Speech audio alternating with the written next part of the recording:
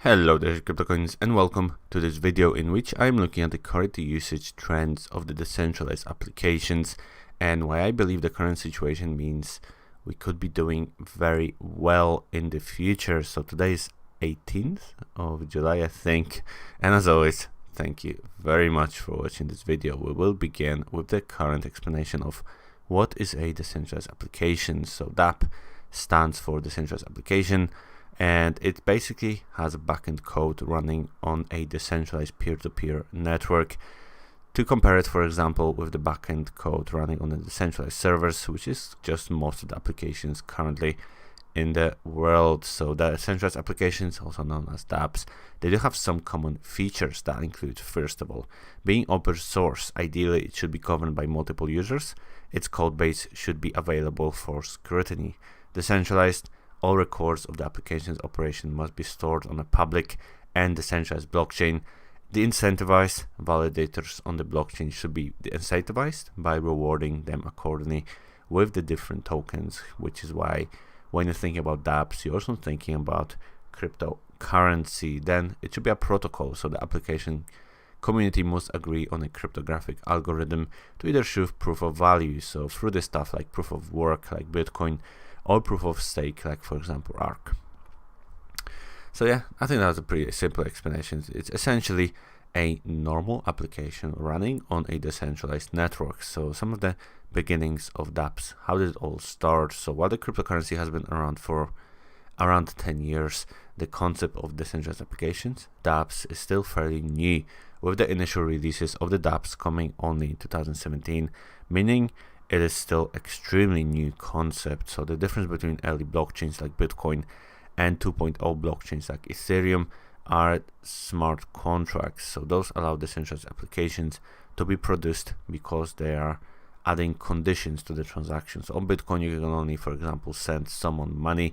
On Ethereum, you can add a condition that you will only send money if something takes place, and that allows those decentralized applications to be developed. Ethereum is currently dominating the dApp market. More and more dApps are also starting to appear on Neo, and then EOS is the third project that's starting decentralized applications also. I'm not a fan of EOS, so I'm not going to mention it anymore in this video, but Ethereum and Neo are definitely the two ones to watch out for in terms of dApp development. It is expected that more blockchain projects will start to have dApps running on them, since there are plenty of smart contract platforms out there, and all of them will try to get developers to develop stuff on the platform, because obviously that's their aim of the platform. So let's have a look at the usage first of all, and whether decentralized applications are actually used. So there are several dApps already live and operational. The most popular projects are decentralized exchanges. So you have the likes of IDEX, Fork Delta, Bancor, Local Ethereum, and few more, but those four are in the top 10. Other operational decentralized exchanges that are quite popular include Kyber Network and AirSwap. So again, this is probably the main usage of the decentralized applications so far. Gambling apps are also popular. So you have the likes of FOMO 3D, POV 3D, I don't know how to read that, Ethereal. They also have the likes of Funfair, VDice, and Edgeless. The volume on some of those is very, very low. So this is something to remember as well, which I'm going to talk more in a bit. There are also a few examples of games and collectibles. Obviously, CryptoKitties is being the most popular one.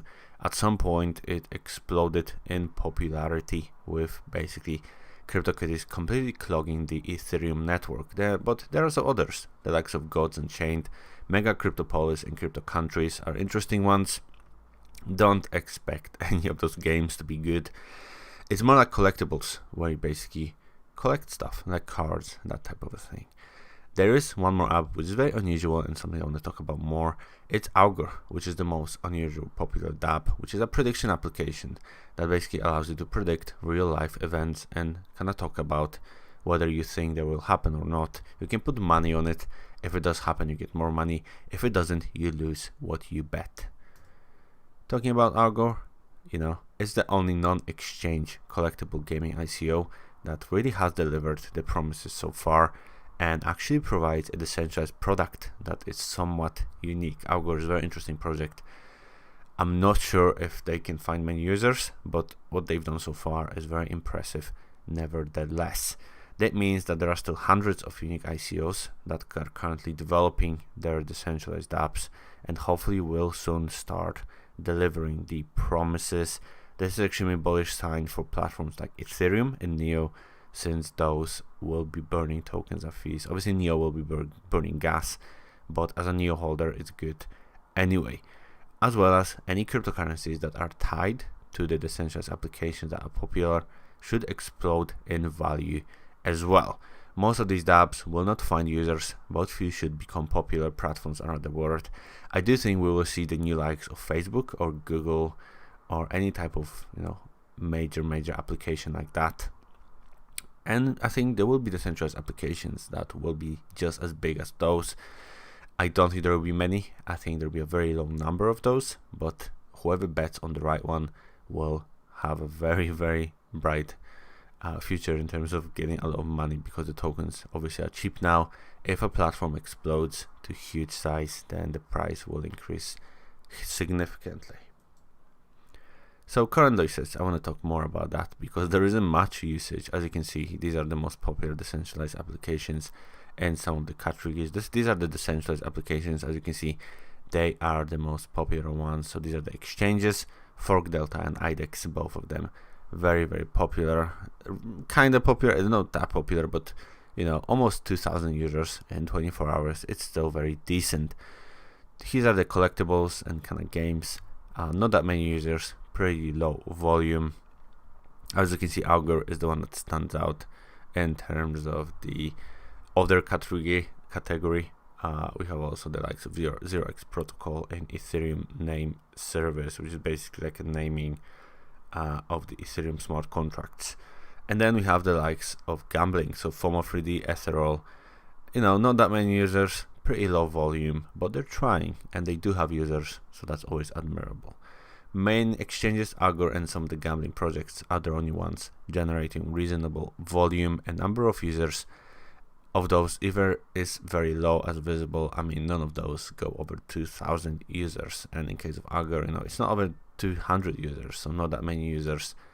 In general, the volume is quite low as well. IDEX volume 1.4 million sounds a lot, but it's not that significant really if you think about the potential here. Augur didn't even reach 500,000 still. A lot of money coming from 135 users though, so that's pretty impressive. So let's talk about the conclusion of the whole thing and why did I start talking about it in a first place. So the usage of dapps is super low, but there are plenty of significant decentralized applications in the development. The dapp usage should also increase with crypto getting more popular. I think we will see the increase of the number of people trying to use dapps in that regard. It is safe to assume the more users and volume should significantly affect the price of the platforms supporting the dapps, so the likes of Ethereum or Neo. So projects that have plenty of dapps running on them should do well in the future. It is difficult to assume whether current price takes the adoption into consideration, because some people might say, Ethereum is already overpriced. I don't think so, but we don't really know. But considering the market was worth way more with lower adoption in January, I don't see why we couldn't get back to those levels, especially for the platforms like Ethereum or Neo. Not so sure about Bitcoin. Bitcoin is a completely different subject, but Neo and Ethereum, those guys, they will get more and more decentralized applications being developed on them, so that should significantly affect the price long term, because, well, obviously those tokens will be burned the more users are using the platform and doing transactions on the platform. The other thing is that we have to talk about is whether decentralized applications can become successful.